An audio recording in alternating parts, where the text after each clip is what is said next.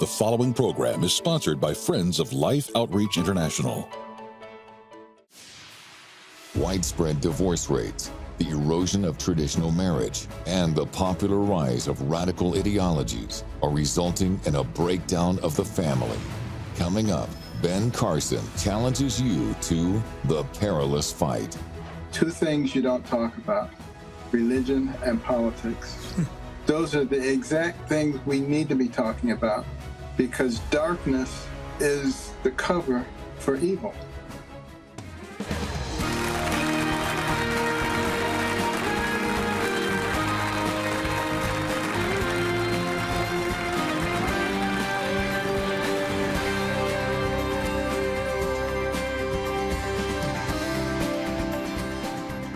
Well, James Robinson and Betty welcome you to Life Today, and one of my favorite people on planet Earth is here. And I believe this person has had as great an impact as anybody in my entire life, and I have known some high-impact people. I'm talking about Dr. Ben Carson. Dr. Carson, let me just hold this up. This has got your picture on it, and it looks great. This is the prettiest book cover I've ever seen. It is just fabulous. The Perilous Fight, and you know, we've written the book about the same time, Fight the Good Fight, because we're in a battle with spiritual demonic forces, deceptive, destructive, divisive forces. You agree with that? Evil forces, principalities, and unless we align ourselves with the true power, we're not going to win that fight.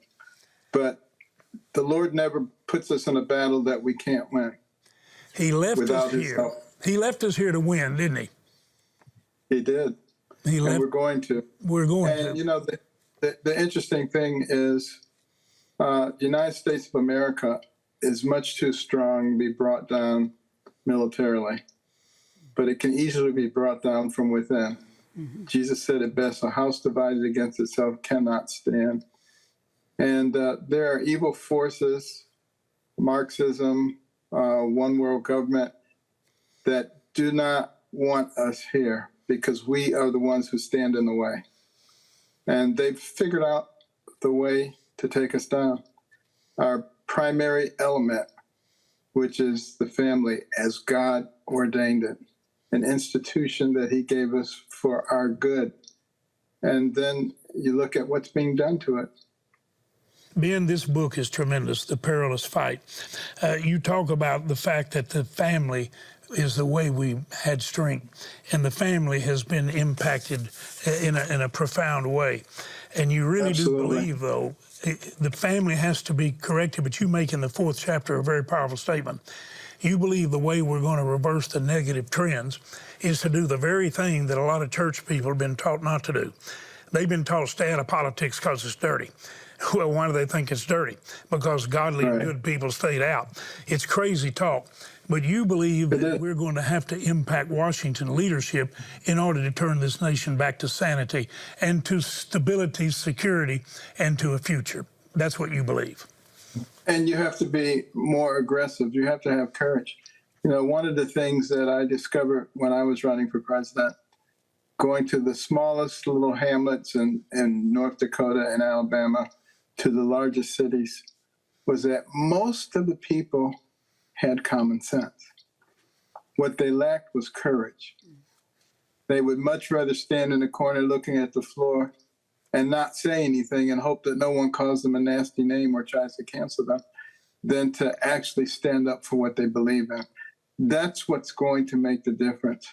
You know, you're told from the time that you're a little child, two things you don't talk about: religion and politics. Those are the exact things we need to be talking about, because darkness is the cover for evil. And Satan, for instance, doesn't want you to think that he really exists. He can do a much better job if you don't think he exists. And by the same token, the things that are being done to our political system and to our system of beliefs are horrendous, but they don't want you talking about those whatsoever. And it's having a profound effect upon us. You know, you look at some of the statistics that I talk about in the book. You know, in 1972, 90% of Americans identified as Christians. 50 years later, that's down to 63%. Wow. I mean, that's pretty profound. And in 2021, greater than 50% of the people have no affiliation with any church. Wow. Now think about that. That's in a country whose founding document, the Declaration of Independence, says that our rights come from our Creator, aka God. You know, it's really interesting that you know, in 1958, a man by the name of Schrempp, Schempp, Edward Louis Schrempp, filed a lawsuit against the Addington County School Board because they required the school day to be started with prayer, the Lord's Prayer, and a Bible reading. The state actually tried to accommodate him by saying you could have your kid excused with a note from the parents. That wasn't good enough. It ended up in the Supreme Court in 1963.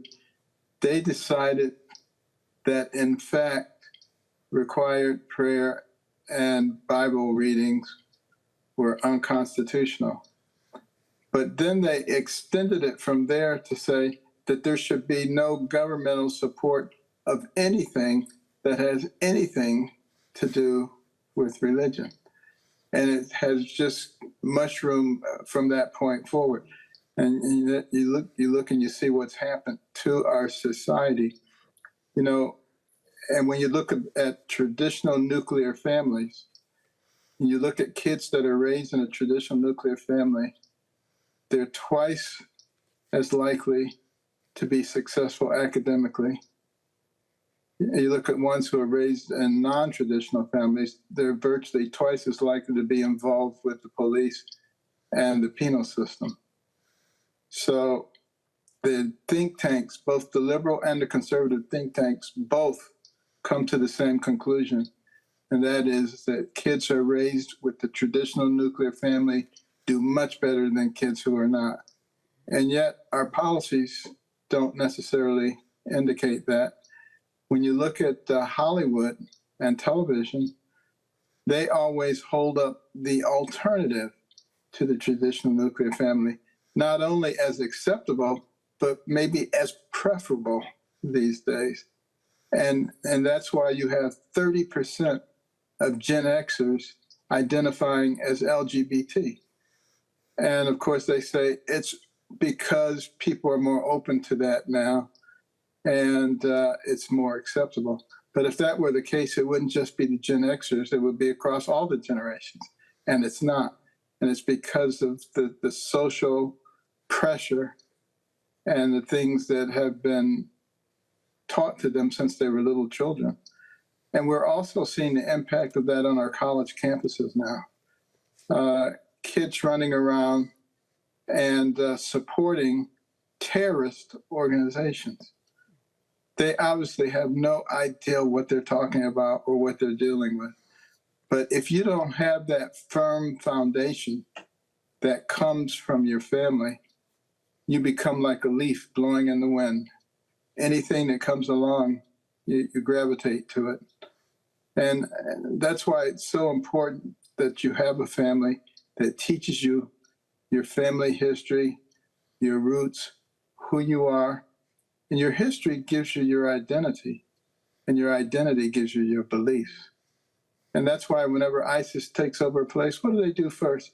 They tear down the museums and the libraries, and they get rid of the people's history so that they can then manipulate them.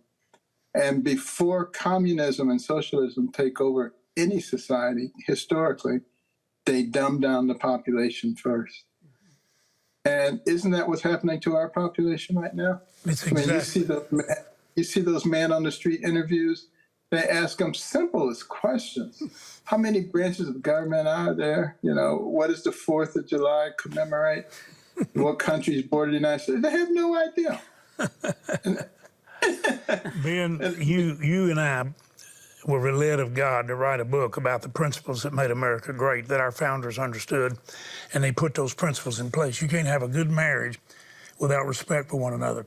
There are basic principles that have to be in every relationship for it to last. You can't even have a winning sports team if you don't have principles in place. And they really are very much family-type principles where you have respect and honor one another and appreciate one another and support one another and pull together. Well, we're going to have to get our leadership back under the control of those principles, or we're going to see everything that is special and blessed, that has blessed us and enabled us to bless others, it's going to totally vanish from the planet. And if we lose it here, we're losing it all over the world. And I personally believe, which I think is the reason why people like us as a couple, you and Candy, and people that you and I know and respect, are, so to speak, coming out boldly and saying we got to take back what we gave the enemy. We're supposed to be overcomers. We're not supposed to be walked on. We're supposed to walk on the enemy like a scorpion under our feet. We're supposed to walk over his will like dirt under our feet. We're supposed to be overcomers. Now, we need to take back. We need to take our schools back. We need to take our entertainment back. We need to take education totally back from the academic high level where the people who made money off the free market blessings, they endowed those schools that destroyed the potential of the free market to continue as it is.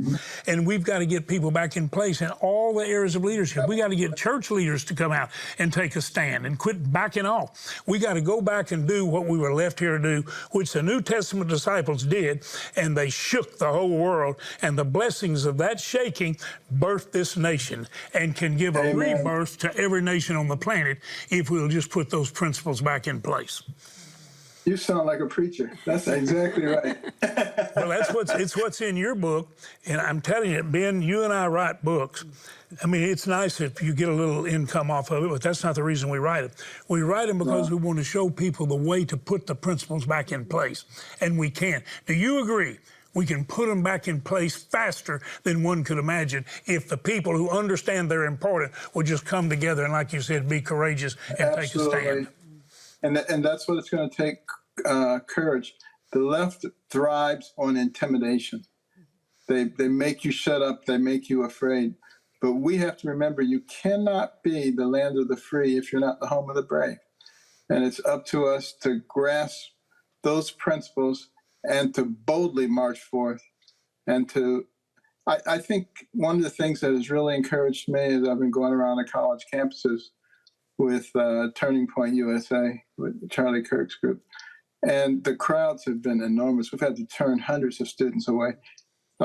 They realize that the American dream is disappearing in front of their eyes, and that something different has to be put in place if we're going to be successful. I think our young people are maybe going to be one of the sources of the turnaround that this country is going to experience. And it's always darkest before the dawn. Sometimes it has to be pretty dark before people see the light. I think we're there. Betty, what do you want to say to this man? I know how much you love him. I do. Thank you, Dr. Carson, for what you just shared. You just put it all right there in front of us, that we need to go back to God's principles, God's foundations. And as Christians, we are not nullified for being involved in what we care about, and that's our country.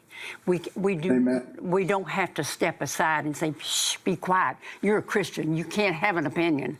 You can't be right. But we know we are, because we stand on those principles that God has put within us because of his son, Jesus Christ, who gave his life for us. And we need to be bold enough, just like you said, to be out there and to stand and be in battle, for the Lord is our truth and he is our strength. Amen. You know, Ben, we're going to offer your book today on our television program to everybody. We're drilling water wells right now for children that have never had clean water, where families are dying. And most of the children that die of these waterborne illnesses are under 5 years of age. But we've been able to give a whole village water that lasts for a lifetime. But everybody that helps us just give a cup of water, just help with drilling those water wells, we're going to send them your book. Why don't you encourage your pastor to encourage every member of the church to get it? I can promise you the truth that's shared here is transforming truth. First of all, it'll transform you and inspire you and give you courage because of the power of the truth that's in the book. So please get it, get others to get it. But Ben, I want you to watch this with us because you have actually inspired us in so many areas of our outreaches. And I know how much you and Candy love what God's called us to do because it works, because love never fails. So let's look in on this, and I just want you to know we love you with all our heart. We're 100% behind you, and I hope everybody will support everything God calls you to do. Let's go right now, and I want you to watch with us a very powerful story with a mother talking about what contaminated water did to her family. So I'm here in Liberia. We're here speaking to these families about the loss that they are suffering because of the lack of clean drinking water. Many families have suffered from cholera and other waterborne illnesses. And I'm in the home of a young woman named Blessing today. Blessing's here with her brand new baby. So, Blessing, I know that you lost a child. Tell me your baby's name that you lost. Maurice. Maurice. And do you know why he died? De yoa ya kue pompe ya kere yoa yi ekpoada yi pu yi be ya mwen do yi akolo la ka zan do ya ke e pe ya zan do ka e zan pe ba ke ka. Now that you have this new baby Cyrus, how do you give him water? What are you doing now? Zan de alon zo kan ye an gban ye ba nga do kun abi do de kan yi nu de ka ya ka bu ma le ka ya no go. We know you need clean water. But if you could talk to my friends back home, what would you say to them to help prevent Cyrus's ever having to drink that dirty water again? Para be men mo le to I hoti do ipo I be abi do I be o le gbe ka o I ba pompe nu ko bu ma le an ka ya no go. Can we please make her generation the last generation that ever has to suffer from the lack of clean water? That we will be able to bring water for life to Blessings Village and villages just like Blessings all over the world, because you have a dream, you have a prayer. It just simply takes us being like Jesus, being willing to make a sacrifice, to be a blessing. You know, we've drilled together with your help over 8,000 wells, saved millions of lives. We've inspired tens of thousands of wells to be drilled by individual churches. Would you right now make a gift? Could you drill a well? Betty, many of our friends tell us drilling a well every year is as great a joy as they have. You and I committed to try to drill a well every time we had the emphasis, and God answered our prayer. When we started, it was 3,600, and now it's 4,800. We've been able to do it. Hasn't it been a blessing? It really has. And I pray that as you listen to Blessing, what a beautiful name to have. She's asking for your help. She's lost one child, and now she's holding another one in her arms. Let's give her hope. Did you hear her say that she looks for the cleanest water she can find? There's not any clean water, but she looks for that water that looks the clearest and tries to find the least disease in it. Well, we have the answer to her problem by drilling the water wells. Won't you please reach out and let's offer hope and life to Blessing and all those around in that village that need your help for their precious little ones. Please join us in that. And Betty, I'm praying we'll see the greatest response we've ever seen. I think you know that we've committed another 350 wells to be completed in the next few months. But we need to complete the income necessary. Would you right now just ask God, God, what do you want me to do? Would you please, could you drill a well? Yeah. You know, some of you have never even considered that, but $4,800, it's possible. Some of you give $1,200 and pray 3 join you, or $2,400 and pray 1 joins you. But you can help. Would you just ask God and then do what he puts on your heart? Remember, $48 gives 10 people water the rest of their life. How big would that be to that little baby you just saw and to that mother? That's one of the three. Don't think any gift is too small, because life is too precious. $144 gives 30 people water the rest of their life. Whatever you can do, please do it. Go get your bank card, use it like a check. It's the way you should always use it. But make the gift. Go online or call the number there. If you write a check, make it to life. That's what you're giving. Please do it. We have some beautiful gifts to send you. You're giving the greatest gift. We give you blessings in life because we love you. And it's your love being shared that gives so many people life with clean water. Would you do it right now, please? Don't put this off. Thank you so much for sharing life. Every day, thousands of lives are lost to a waterborne disease, and nearly half of those are children under the age of 5. Through Mission Water for Life, now in its 25th year, you can give mothers hope and children a future as we provide clean, life-giving water for thousands of children and their families before it's too late. With your gift today, you can help drill and establish 350 water wells this year. Your gift of $24 will help provide clean water for 5 children. A gift of $48 will help provide for 10, and $144 will help provide life-giving water for 30 people for a lifetime. With a gift of any amount, we'll send you the God's Word for My Day devotional set. These 4 seasonal devotionals each contain a daily reading, an encouraging verse, and a thought to ponder for each day of the year. With your gift of $100 or more, you may request the His Word is Life tumbler set. These 2 20-ounce stainless steel tumblers, each inscribed with a scripture, will inspire you throughout the day and help keep your drinks well insulated while at home or on the go. Finally, please consider a gift of $1,200 to help provide water for 250 people, or a gift of $4,800 to help sponsor a complete well, and request our beautiful bronze sculpture, A Cup of Water. Please call, write, or make your gift online. Water, Earth's most abundant natural resource. Yet out of this abundance, only a tiny fraction of it is suitable for drinking. And suitable is a loose definition.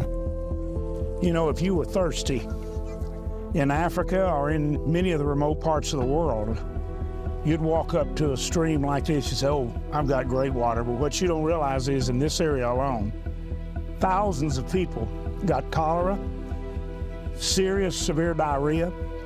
Many people, it cost them their children. Our mission teams have seen these water conditions firsthand in several countries around the world, and they have ministered to families whose lives are torn apart by contaminated water. I've sat with mothers who have just buried their children. I've cried with them, I've wept with them, asked them what they needed. You know, the only thing they would ever tell me was water. Just if we had clean water, I know my children would still be alive. So I'm here in Boma, South Sudan with La Konkong. She's a mother from a local little village just right up the hill here. And she brought me down to her water source, and I wouldn't let my dogs drink from this water. This is the story all over the world. Statistics show that 1 child will die every 20 seconds from a waterborne disease. And it doesn't have to be that way. You know, Mama, you see these kids down here getting this water, but this is not clean water, is it? It's not. It's a very contaminated water. It has worms, the frogs, all the animals come here and drink from this water, so it's not really safe to drink. I can't help but notice that they're working so hard to get water that actually, it could kill them. Yeah, but they have no other choice. They don't have the choice right now. It's just the death in the water. But we can give them the choice. While the problem here is serious, the solution is surprisingly simple. A clean water well. Life Outreach and its mission partners have the experienced teams and necessary equipment ready to drill hundreds of safe, life-giving water wells around the world. Clean water is here in this village, and it's literally giving them water for life. Thank you so much, everybody, for all that you've given, all that you've sacrificed. It has changed so many lives of children all around the world, just like here today. Okay, cool. Woo! Thank you so much. I want to remind you, we will send every one of you who gave any gift Dr. Carson's book if you'd like to have it. We have other gifts that we'll send you because we love you. I love this man. He is a part of the great turnaround that we're going to experience in this country. And there's no one I love and respect more than Ben and Candy. And I'm grateful for their love and respect for me and Betty. Dr. Carson, thank you for being here. Thank you for sharing God's love. Thank you for having me, and thank you for what you're doing for the people who need the water. You know, we take so many things for granted, and this is an opportunity to actually save people's lives and make a difference in people's lives. We have so much. Thank you for doing that. It's just wonderful. Ben, let's stay in touch. We're going to stay close, and we got a lot to pray about. We got a very important year and an important decision, and we need to put principled people in place everywhere, and you have to know the principles. And those are shared clearly in Ben's book, as well as the book that we wrote earlier this year, Fight the Good Fight. God bless you, Ben. Give our love to Candy. You. Stay in touch. We will. Thank you. Okay. God bless you. Bye-bye.